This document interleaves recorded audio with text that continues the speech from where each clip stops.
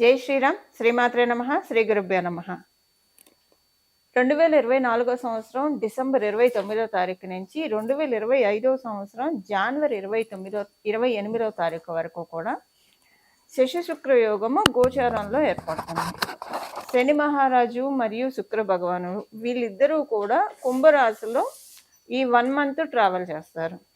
వీళ్ళిద్దరూ అంటే ప్రతి సంవత్సరం కూడా శుక్రాచార్యుల వారు శనీశ్వరుడు ఉన్న రాశులు ఆయన ఏ రాశుల్లో అన్నా ఉండనండి, ద్వాదశ రాశుల్లో ఒక 1 మంత్ ఆయన ఒక మాసం పాటు వాళ్ళిద్దరూ ఏ రాశిలో అయినా సరే ఉంటుంది.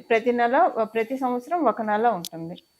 ఇప్పుడు వచ్చిన ఈ విశేషాంశం ఏంటంటే ఇది కుంభరాశిలో ఏర్పడుతుంది. కుంభరాశి ఆయన స్వస్థానగతుడై ఉన్నాడు శని మహారాజు. ఇది ఒక విశేషాంశము. అలాగే ఇప్పుడు కుంభరాశిలో నుంచి ఆయన నెక్స్ట్ ఇయర్ ఇంకా మీనరాశిలోకి వెళ్ళిపోతారు. మళ్ళీ శశి శుక్రులు వీళ్ళిద్దరూ కలుస్తూనే ఉంటారు. కానీ మళ్ళీ కుంభరాశిలోకి ఆయన రావడానికి 30 సంవత్సరాలు పడుతుంది శనైశ్వరుడు. సో ప్రతి సంవత్సరం కుంభరాశిలోకి శుక్రాచార్యుల వారు అయితే వెళ్తూ ఉంటారు. కానీ శనీశ్వరుడితో కూడి ఆయన సంచారము అంటే మళ్ళీ మనం 30 సంవత్సరాల దాకా మళ్ళీ ఇలాంటి కాంబినేషన్ మనం చూడలేం. ఇలాంటి విశిష్టాంశం మళ్ళీ మనం 30 సంవత్సరాల వరకు చూడలేం. మళ్ళీ 30 సంవత్సరాల తర్వాత శనీశ్వరుడు కుంభరాశిలోకి వచ్చినప్పుడు అప్పుడు మళ్ళీ మనం చూడగలుగుతాము.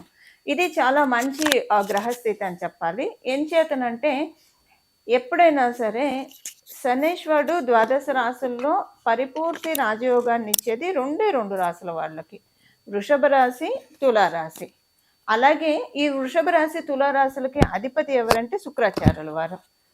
శుక్రాచార్యుల వారు కూడా ద్వాదశ రాశుల్లో పరిపూర్తి రాజయోగాన్ని ఇచ్చేది రెండు రాశుల వాళ్ళకి, అది మకర కుంభరాశుల వాళ్ళకి. ఈ మకర రాశికి మరియు కుంభరాశికి అధిపతి శని మహారాజు.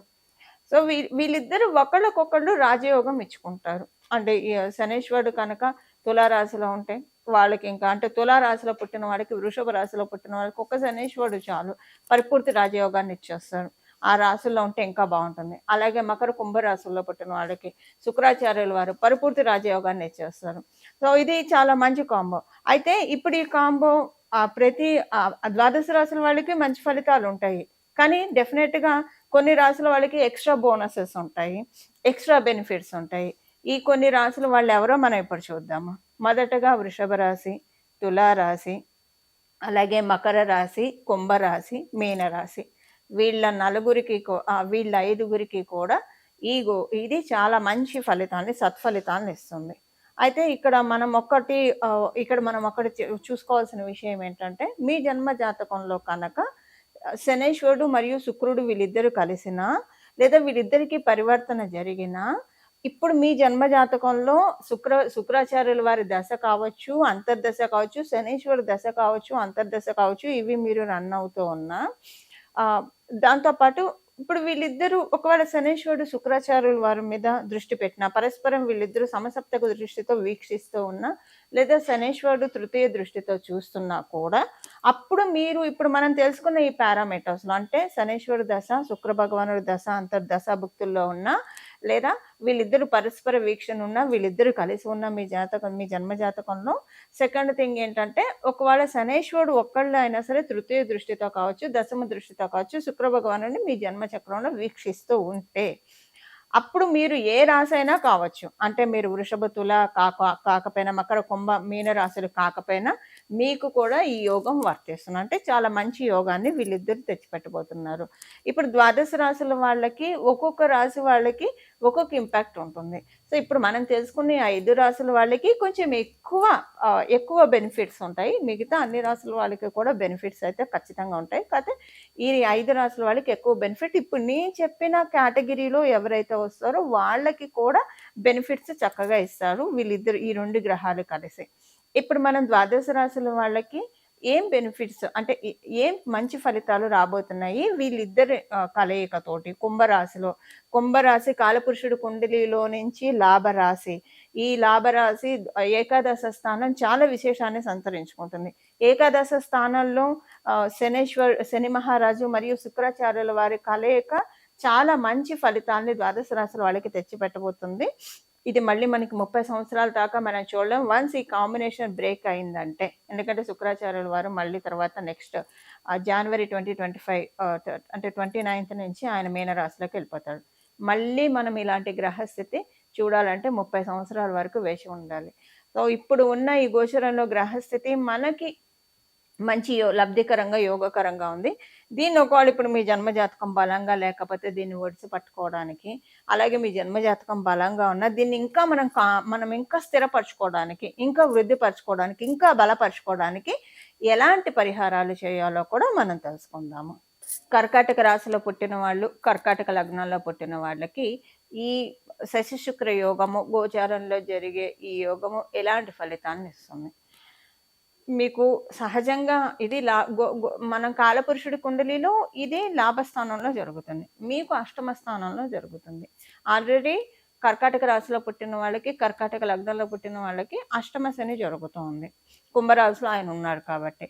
అయితే ఇక్కడ ఏంటంటే మీకు లాభాధిపతి శుక్రాచార్యుల వారు. మీకు లాభాధిపతి అవుతూ కాలపురుషుడి కుండలిలో లాభస్థానంలో ఉన్నారు. అంటే ఒక డబుల్ ఇంపాక్ట్ అనమాట. డబుల్ బొనాంజా ఇప్పుడు కర్కాటక రాశి వాళ్ళకి, కర్కాటక లగ్నంలో పుట్టిన వాళ్ళకి ఇవ్వబోతున్నారు.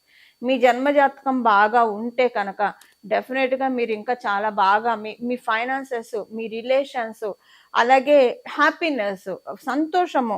శుక్రాచార్యుల వారు ఏంటంటే సంతోషాన్ని బాగా ఇస్తారు. ఇంటా బయట సంతోషము, ఇంటా బయట ఆర్థిక వ్యవహారాల్లో అనుకూలత, ఇలాగ గెట్ టుగెదర్స్, చాలా హ్యాపీగా ఎవరితో మాట్లాడినా చాలా సంతోషంగా, హ్యాపీగా చాలా సంతోషంగా అనిపిస్తుంది. మనసుకి సంతృప్తిగా కలిగే విషయాలు చాలా చోటు చేసుకుంటాయి. ఈ ఈ ఈ పర్టికులర్‌గా ఈ ట్రాన్సిట్ మీకు వెల్త్ యోగాన్ని, శ్రీలక్ష్మి యోగాన్ని బాగా కలగజేస్తూ ఉంది. మనం తెలుసుకున్న ఈ ట్రాన్సిట్. అయితే ఇక్కడ ఏంటంటే ఒక చిన్న విషయం ఏంటంటే మీకు చతుర్థాధిపతియు మరియు లాభాధిపతి అవుతూ ఆయన అష్టమ స్థానంలో చేయడం, అష్టమ స్థానంలో సంచారం చేయడం వల్ల మీకు ఆర్థిక వ్యవహారాల్లో అనుకోని మార్పులు చోటు చేసుకుంటాయి.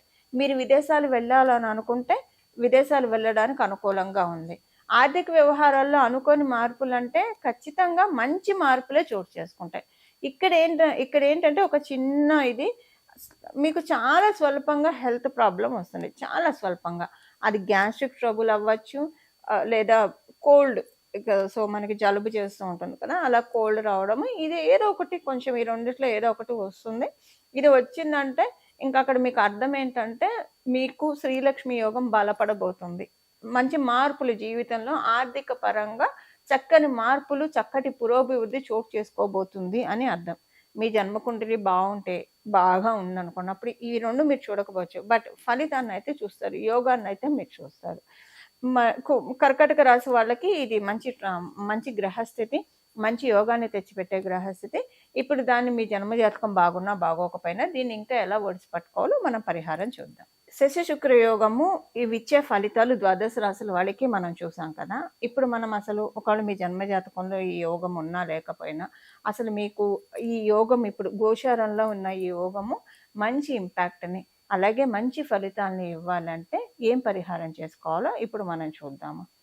దీనికోసం చేయాల్సిన పరిహారము వెంకటేశ్వర స్వామి వారి ఆరాధన. ఇప్పుడు మీ వెంకటేశ్వర స్వామి వారికి సంబంధించిన గోవింద నామాలు చదువుకోవడం కావచ్చు, వెంకటేశ్వర స్వామి వారికి సంబంధించిన వెంకటేశ్వర స్వామి వజ్ర కవచం కావచ్చు, లేదా పురుష సూక్తం, స్త్రీ సూక్తము, ఇలాంటివి ఏవైనా సరే, లేదు విష్ణు సహస్ర నామాలు మీకు చదివే అలవాటు ఉంటే కనుక అత్యద్భుతంగా ఉంటుంది. ఈ గ్రహస్థితి ఉన్న నెలనాళ్ళు కూడా విష్ణు సహస్రనామం పారాయణం చేయడానికి ప్రయత్నించిన, లేదా శ్రీరామ రామ రామ, శ్రీరామ రామ రామ, శ్రీరామ రామ రామ అని మనసులో జపించుకున్నా. ఎందుకంటే మనకి ఆ శ్లోకంలోనే ఉంది కదా, శ్రీరామ రామ రామ అని ఎవరైతే జపిస్తూ ఉంటారో వాళ్ళకి సహస్రనామాలు పఠించిన ఫలితాన్ని నేను ఇస్తున్నాను పార్వతి అనే సాక్షాత్ పరమశివుడే పార్వతి అమ్మవారికి చెప్పి ఉన్నారు. కాబట్టి శ్రీరామ రామ రామ అని మనసులో 24 ఇప్పుడు నామ జపం కాబట్టి మనం ఏ అవస్థలో ఉన్నా సరే, ఎక్కడ ఉన్నా సరే ఇది మనం ప్రశాంతంగా జపించుకోవచ్చు. మనం బీజాక్షరాలు చేర్చినప్పుడు మనం చూసుకోవాలి మనం ఉన్న ప్రదేశం ఎలా ఉంది, మనం అప్పుడు శుచిగా ఉన్నామా, ఎలా ఉన్నాం, అంతర్బాహ్య శుచి ఉందా లేదా. మంత్ర జపానికి ఖచ్చితంగా నియమాలు ఉంటాయి. నామ జపానికి ఎటువంటి నియమాలు ఉండరు. ఎటువంటి నియమాలు ఉండవు. మనం రౌండ్ ద క్లాక్ ఎప్పుడైనా సరే మనం జపించవచ్చు. అందువల్ల శ్రీరామ రామ అని రోజు మననం చేసుకుంటూ ఉంటే, ఇది మామూలుగా కూడా ఇలా చేసుకుంటే చాలా మంచిది. రామనామం తారక మంత్రం మనందరికీ తెలిసిన విషయమే. శ్రీరామ రామ రామ అని ప్రతిరోజు చెప్పేస్తూ ఉంటా కనుక ఇంకా మీకు తర్వాత ఇది అయిపోయిన తర్వాత ఈ నెలనాళ్ళు అయిపోయిన తర్వాత అది ఇంకా అలవాటు అయిపోతుంది. ఒక్కసారి మన మనసుకి గట్టిగా ఏదైతే అలవాటు చేస్తామో, మన నాలికకి రిపీటెడ్‌గా ఏదైతే మనం ఫీడ్ చేస్తూ ఉంటామో, అలవాటు చేస్తూ ఉంటామో, ఇంకా కొంతకాలం మనం అది రెగ్యులర్ ప్రాక్టీస్‌లో చేస్తూ వెళ్తే తర్వాత మన మనసు ఆటోమేటిక్‌గా అదే పట్టుకుంటుంది. అలాగే మన నాలుక మనకి తెలియకుండానే శ్రీరామ రామ రామ, శ్రీరామ రామ రామ, శ్రీరామ రామ రామ అని జపిస్తూ ఉంటుంది. ఇలాగా మనకి ఇప్పుడున్న ఈ గోచరంలో యోగం ఒడిసి పట్టుకోవడానికి ఇప్పుడు స్వామి కార్యం, స్వకార్యం అని మనం వింటూ ఉంటాము. ఇప్పుడు మనకి స్వామి కార్యం అంటే భగవంతుడి పూజ చేసినట్లు అవుతుంది. స్వకార్యం మనకి ఇక్కడున్న ఈ గోచారంలో ఉన్న ఈ గ్రహస్థితులు పరిపూర్తి దీవెనని మనం అందుకోవడానికి చాలా చక్కటి అవకాశం ఉంటుంది. ఈ విధంగా ద్వాదశ రాశుల వాళ్ళు కూడా, ద్వాదశ లగ్నాల వాళ్ళు కూడా ఈ పరిహారం చేసుకొని పరిపూర్తిగా ఈ యోగాన్ని మీరు తీసుకోవాలని చెప్పి నేను కూడా మనందరి తరఫున భగవంతుని వేడుకుంటూ శ్రీరామ రామ రామ మంగళం. నమో భగవతే వాసుదేవాయ.